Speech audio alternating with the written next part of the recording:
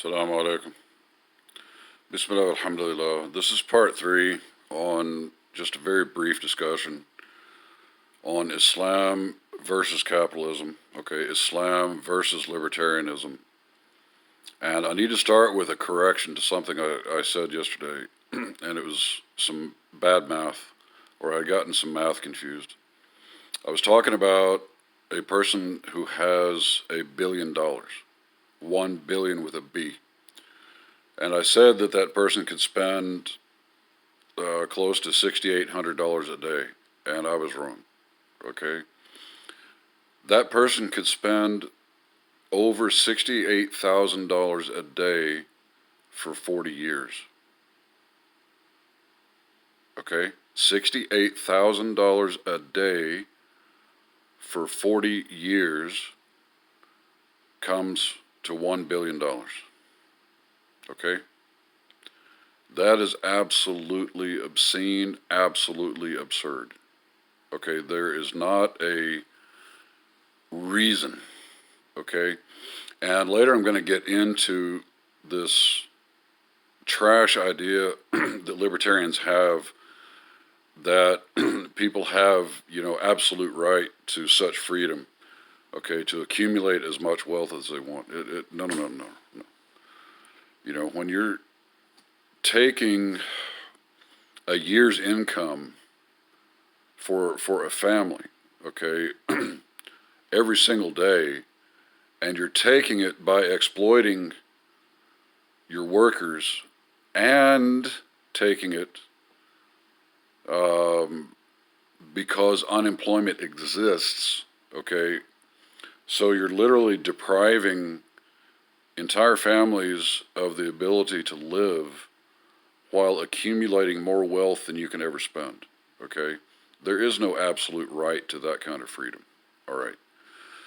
Now, I'm going to recap a little bit, just my initial statement. Islam is neither capitalist nor libertarian. Basically, when you're talking about libertarianism or neoliberalism, you're talking about capitalism, all right?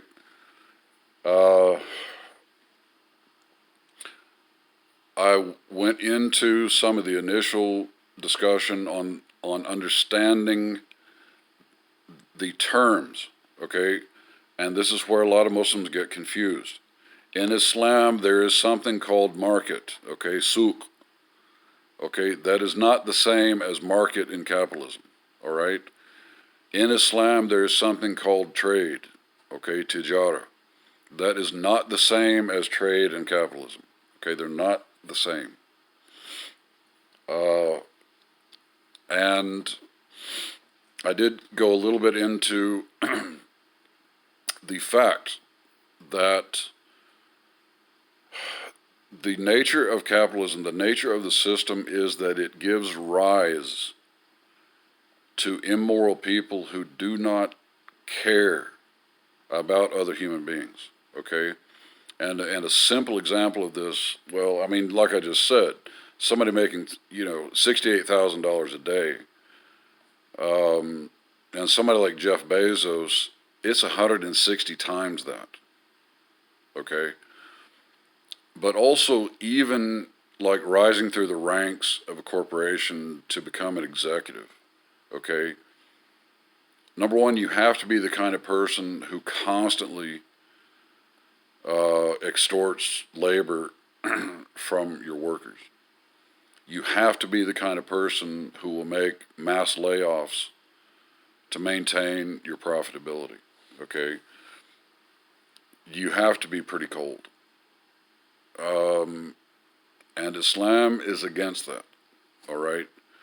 I mentioned this verse from Surah Yasin. Islam is a moral, it mandates morality, okay? Not cold-hearted, dog eat dog, live and let die.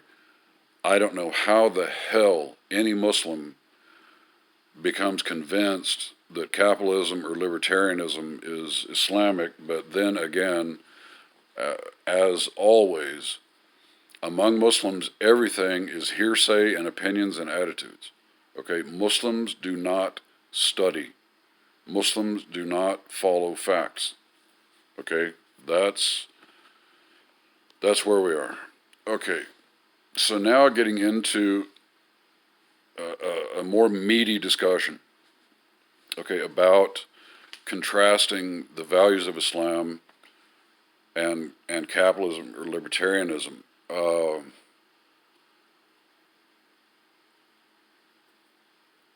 The example of Nebi Yusuf, okay, I talked about comparing and contrasting because we don't have an Islamic system anywhere on earth, right? We don't have, okay, so we have to make public policy decisions, okay, about other systems, all right?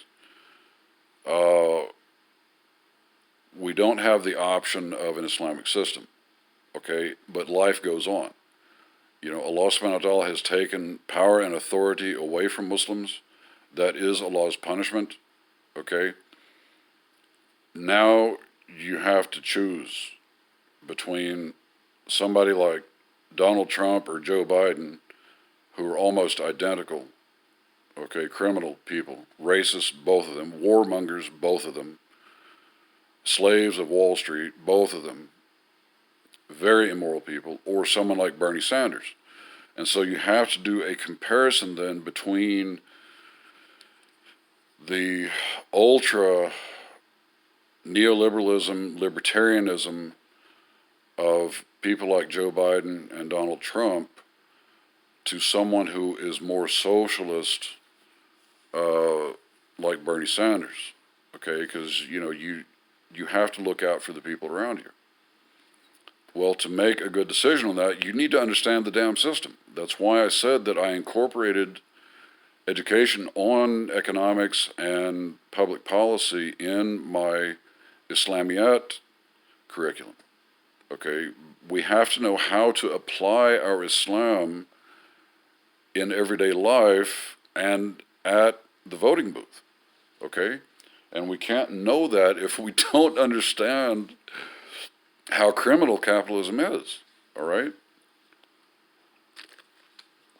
And so trying to compare and contrast, say, this option between this horrible thing we have right now that is literally destroying the planet, is literally producing war, and especially all over the Muslim world, just to generate profits, okay, destroying the climate, destroying the environment, just to maintain corporate profitability, and something that is more regulated and spreads the benefits and protects people and planet like socialism, okay?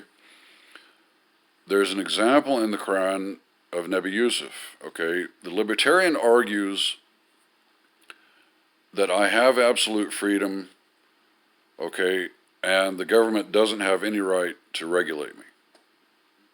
How a Muslim believes that, I have no idea, but Muslims are, okay, Muslims don't study, okay?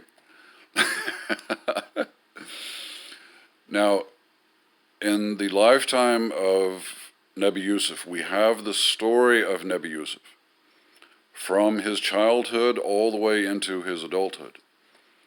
Now, toward the end of that, we see that Allah subhanahu wa ta'ala gifted him by making him a wazir, a minister, okay, of, I guess we could say, minister of agriculture, okay, or the minister of the food storage, okay? Why? Because there had been, a drought and pestilence that someone had seen in their dream, and Yusuf knew how to interpret this, and it was going to go on for 7 years. If they had not done something to control that, there would have been massive death, okay? And so what Nebi Yusuf alayhi salam asked the Pharaoh for was to make him the minister in charge of storing and rationing the food, okay?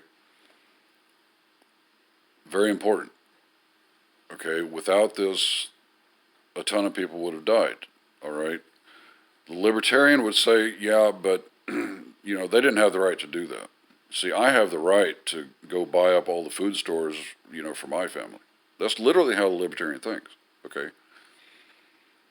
But you have this example then, and this is like way more towards socialism than it is towards capitalism or libertarianism, all right? You have an example in the Quran of a prophet, okay, literally controlling the food market in order to keep people alive. All right? It's in the Quran, guys. Another example is the Ash'ari tribe. This was in the lifetime of Rasulullah Sallallahu Alaihi Wasallam.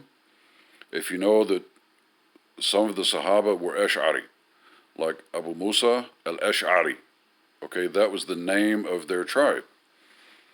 And we have then early scholars of Islam, great scholars of Islam, imams of Islam, who are from that tribe.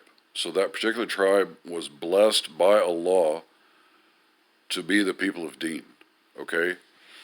There's a hadith in which Rasulullah mentioned that there's something that the Ash'aris do that Allah likes very much. Okay? And so this Sahabi, then he asked, well, is it this? And Rasulullah said, no. Is it that? And he asked, well, there is one thing that we do whenever we find ourselves running in short supply. We collect everything that everybody has and distribute it equally between us. Is that the thing that Allah likes? And Rasulullah said yes. Okay?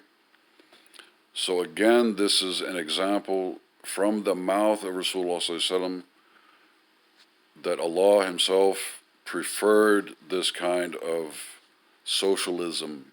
Okay? There, in terms of market regulation then, another example.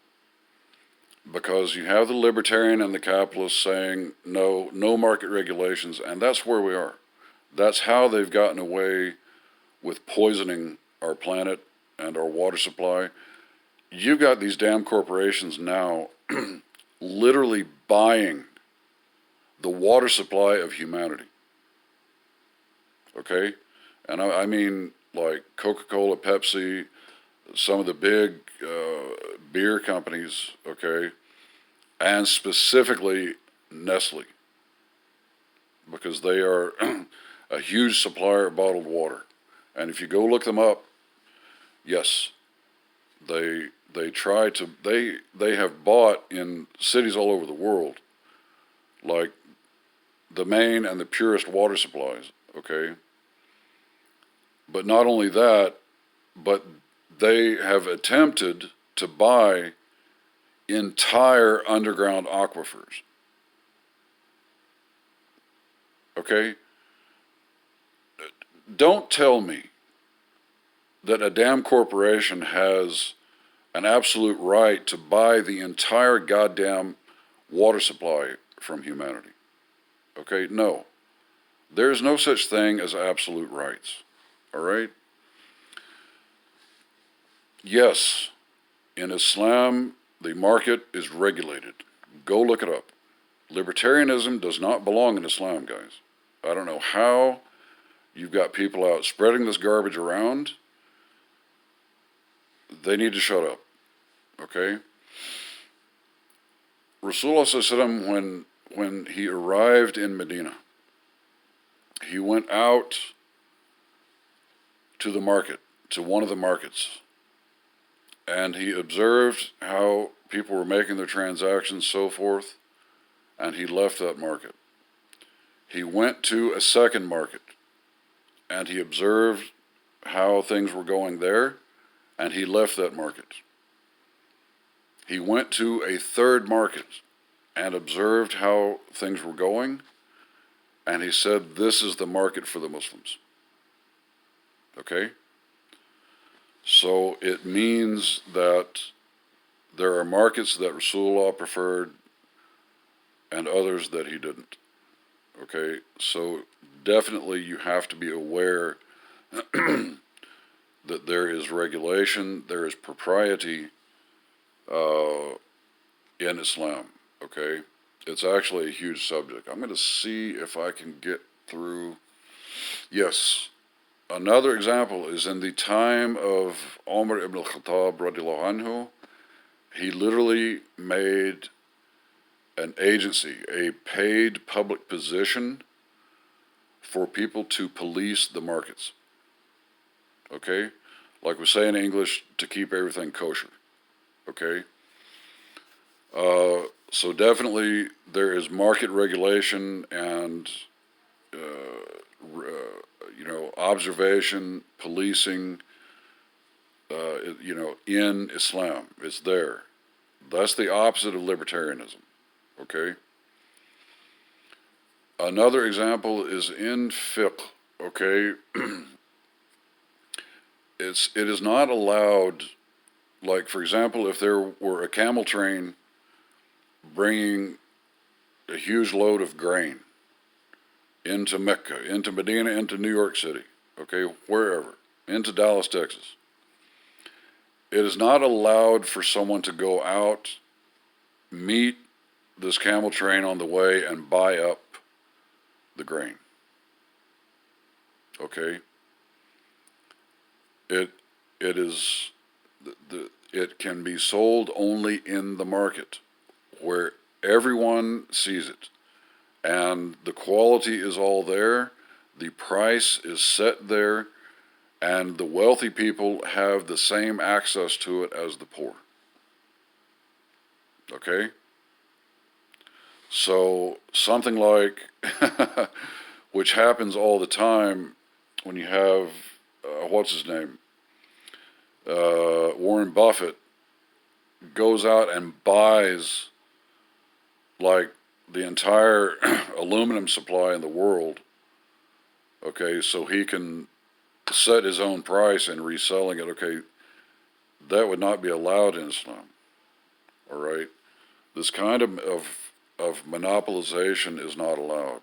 All right, and you have even more with this extreme wealth accumulation that they buy up like the entire supply chain from top to bottom. Okay,